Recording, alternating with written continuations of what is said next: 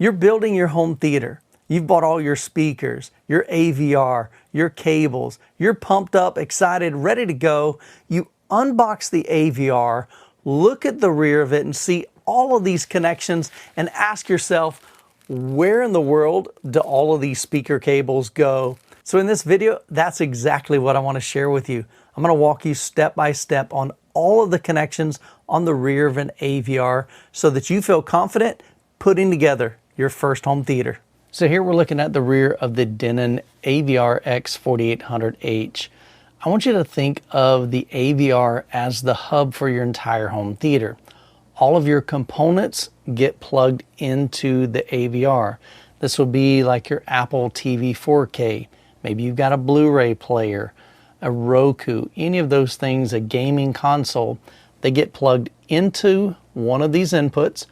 It gets amplified by the internal amplification in the AVR and then sent out to each one of your speakers. On this AVR, you can see we have 7 HDMI inputs at the top, and then we have 3 outputs. 2 of these are monitor outputs, and then 1 is for a zone 2. So what this AVR allows you to do is connect up to 7 components that have HDMI. Now you can see up here, you've got different labels: cable, satellite, media player, Blu-ray, Game 1, Game 2, aux 1, and aux 2. Now you do not have to necessarily connect a cable satellite to HDMI 1. This is just what's going to correspond on the buttons of the remote control. But some AVRs like this one, you can see it says assignable, and many of the modern day AVRs will allow you internally in the setup menu to change that. So on the front of the display of the AVR, when you select HDMI 1, you can have it say PlayStation 5, or you can have it say Apple TV 4K. So in my setup, I have a Kaleidoscape, and that is typically what I watch movies on. And so I'm going to connect an HDMI cable. You can see what it looks like here. Down on the bottom, it's a little bit shorter. The top part is longer, and it can only go one way. So we're going to put that one right here. And then the other end of this HDMI cable will get plugged into my Kaleidoscape. If you have more components that utilize HDMI, we can continue down the line. So in my setup, I've got an Apple TV 4K. I'm going to connect it to this media player right here. As we continue down the line, I've got a 4K player, so I'm going to plug it into HDMI input number 3, which is called Blu-ray. And then lastly, I'm going to connect my PlayStation 5. We'll just use HDMI 4 for Game 1. Now some receivers do not have all of their HDMI inputs as HDMI 2.1. So check your manual just to see. Sometimes maybe like HDMI 1 and 2 are the only ones that support HDMI 2.1. So you'd want to move the HDMI cable from maybe over here to number 1 or 2 so that you can take advantage of that. Now the HDMI cable sends audio and video from each source into the AVR. So we've got Kaleidoscape sending audio and video into input 1. We have the Apple TV 4K sending audio and video into input number 2, and so on and so forth. So now that we have all of our components plugged into the AVR, we need to get video from the AVR to your projector or your TV. So over here you can see this AVR has 3 outputs, and they're kind of color coded here. You can see this is white, and then over here these are black, signifying these are inputs and this is outputs. So I would recommend using the monitor 1. Some AVRs will take advantage of ARC and EARC. ARC stands for audio return channel. EARC is enhanced return channel. The short version of that is, let's say for instance you have a TV and that TV has built-in apps, Hulu, Disney Plus, Netflix, and so forth. You want to be able to send the sound from your TV back into your AVR, and the way we do it is by utilizing an ARC or EARC connection just like that. So then the other end of this cable will get plugged into one of the inputs on the back of your TV or your projector. Just make sure that that input on the back of your TV does say EARC or ARC. Some AVRs do have options for additional monitors, so you could send another signal out to a separate display and have 2 different displays showing the same thing. I've never had a need for that personally, so I only connect one in my setup. Now, if you have something like a CD player, that would be an analog audio input, you're going to utilize one of these assignable ones right here. Phono would be for a record, and then right below here you have your ground for that. Let's say you have a CD player. I'm going to go ahead and connect to the one that's labeled CD. Again, you don't have to use that. To me, it just makes sense. So here we've got red for the right, which would go down here, and then we'll use this gray one for the white. So we're just going to connect right here, and we'll plug that one in right there. Now the other side of this will go into the back of the CD player. Now when you're connecting an analog like this, make sure that you're connecting to audio in instead of a pre-out. And one way that I like to look at this is just signal flow. The sound is coming from my CD player into the AVR. The AVR amplifies that with the internal amplifier, and then it sends it out to each one of my speakers. So it wouldn't make much sense to come out of the CD player and go out of the AVR. You want to make sure that you're going out of the source and into the AVR. Now some AVRs like this one do have some legacy formats, some older formats of connecting older equipment. Let's say you had an older Nintendo Wii that you wanted to connect and play through your AVR. Now I don't have one of those cables handy, so I'll put it up here on the screen what it looks like, but it's basically going to have 3 RCA cables. A lot of times they're labeled like this, so they'll have a red, and then one will be blue and one will be green, so you'll just match that up to each one of those just like this. So you'd have one for red, one for blue, and one for green. Now that's your video, but you're also going to need to get audio. That's where you would utilize one of these over here. So let's say you were using these 3 for the video for the Wii. Maybe we would plug into this one right here, this aux1, and that would be the audio for the Wii. So now video is coming from the Wii going into the AVR. Audio is coming from the Wii going into the AVR, and then the AVR is amplifying that and then sending the sound out to the speakers. Now, if your legacy product does not have component video, you would then have to revert to composite video, which is just a single RCA, so you would plug it in just like that. Now, my advice, if your component has HDMI, absolutely use that. It'll allow you to get the best sound as well as video quality. Now, some sources don't have HDMI, but they have what they call digital coax, which are these 2 orange ones, or a Toslink, or sometimes referred to as a fiber optic cable. So the digital coax would look something similar to an RCA cable, and that would plug into here just like that. If you need to use a fiber optic cable, it looks like this. Now, on your fiber optic cable, make sure that you pull off this little plastic piece right here. It's just a cover. So inside here, there's actually a fiber optic light. Once you plug this in, let's say to the back of a DVD player, some of the older DVD players used to utilize this. You can see it has a certain shape, and so it can only go in one way. Now, it looks like there is no way to insert it, but that just has a little door to keep dust and lint from going in there. So we're just going to plug that in. It can only go one way, and if you listen closely, you'll hear the click. And that's how you know it's installed properly. Now, if your AVR has a network connection, you're just going to use a standard Cat5, Cat6, Cat7 Ethernet cable. It can only go in one way. Connect it just like that.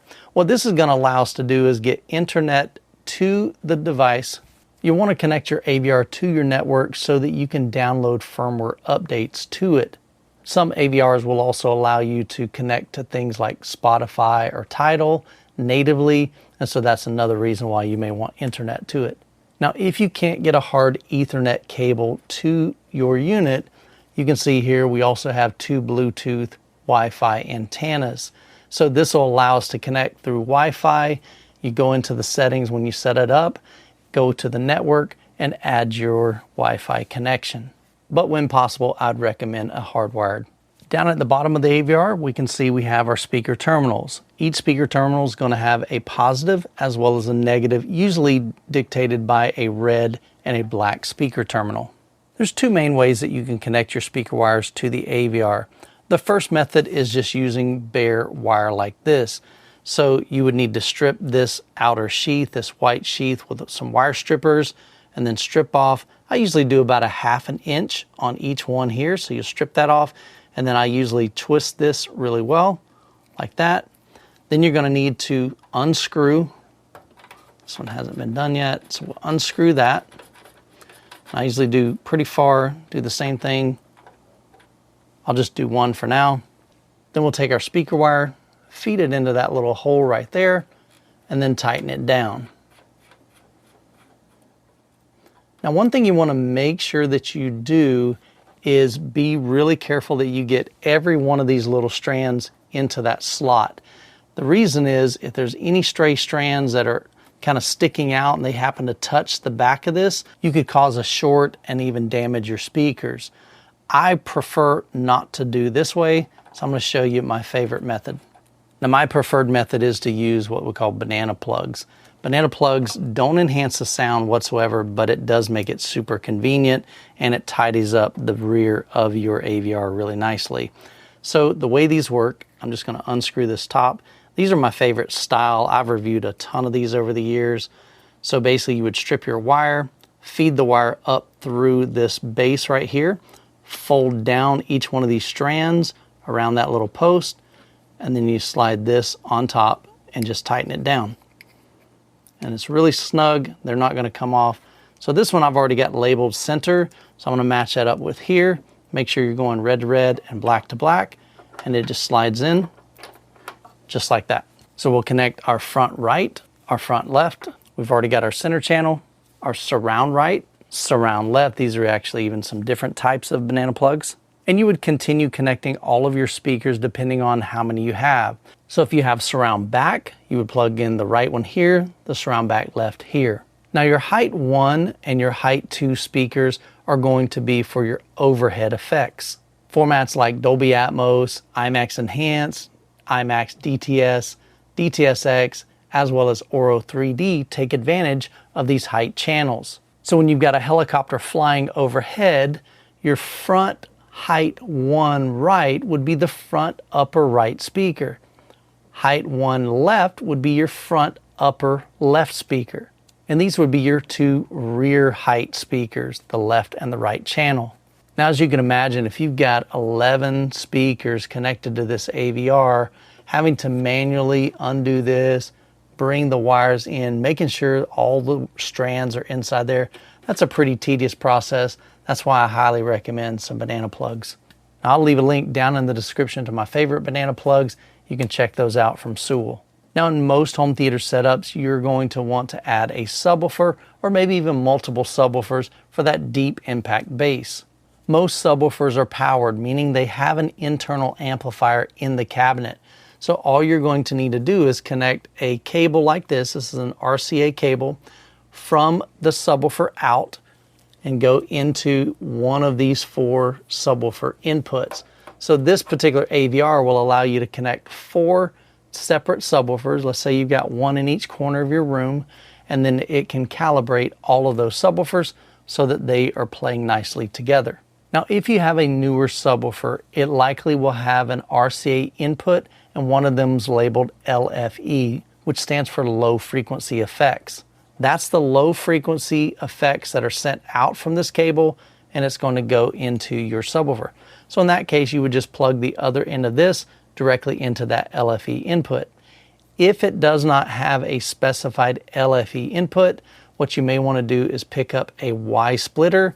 It's basically just a female end on this side, 2 male on this side, plugs in like this, and then it splits that signal to 2, and then one would go into the left, one would go into the right. Now, it's still a mono signal. You're just splitting that mono into 2 independent mono signals. Now, one thing to keep in mind, the more speakers that you connect to an AVR, the less wattage per speaker it's going to be able to deliver. So let's say an AVR is 120 watts per channel. If you only hooked up 2 speakers, you're going to be fine. Once you start connecting 5, 7, 9, maybe 11 speakers, you might be down to about 55 watts per channel. In that case, you might want to add an external amplifier to give your speakers more power. That's what this section right here is for, this pre-out section.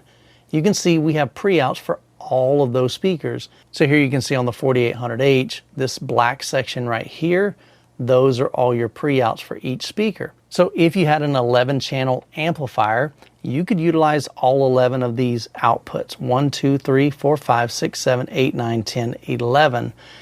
All of the sound would come out of here, go into that amplifier, and then instead of connecting these speaker terminals here, you would connect the amplifier's terminals. Now I've got a separate video I'll leave linked down in the description that'll walk you through that, but I do want to show you where these are at. So if you wanted to offload some or all of the channels to an external amplifier, these are the ones that you would use. So let's say if I only wanted to offload a left and a right speaker to a stereo amplifier, a left and a right channel. So we would just connect two RCAs just like this, left and right. And then this would go to the amplifier and then out of the amplifier to the front left and front right speaker. So that means these four right here would not get used, and then all the rest of my speakers would be connected here using the internal amplifier to power them. And one handy feature on a lot of AVRs is a trigger out. And you can see this one has 3 trigger outs over here. What these are used for is if you're using an external amplifier like this, you can connect a cable like this. It's called a 3.5 millimeters, just the size of it, the diameter. And then there's a 1 ring right here. It's a little black ring. That's a mono. If it has 2 rings, that's going to be a stereo. You want to buy a mono. And what we're going to do is plug it into one of these trigger outs. And then the other end is going to plug into the back of the amplifier, the external amplifier. What that's going to do is whenever this AVR is turned on, it's going to notify the amplifier to turn on. When this AVR is turned off, it will notify the amplifier to turn off. So it's a great way to use your AVR to turn on and off the external amplifier. Now these last two right here, this would be more advanced control. So if you had something like a Crestron or a Control 4, that's a pretty higher end setup. That's where you would utilize this. Most people are probably not going to utilize this. I've been in the business for a long time and I've never had to use it personally. And then the very last thing, of course, is your power cable. So you'd plug that in right there.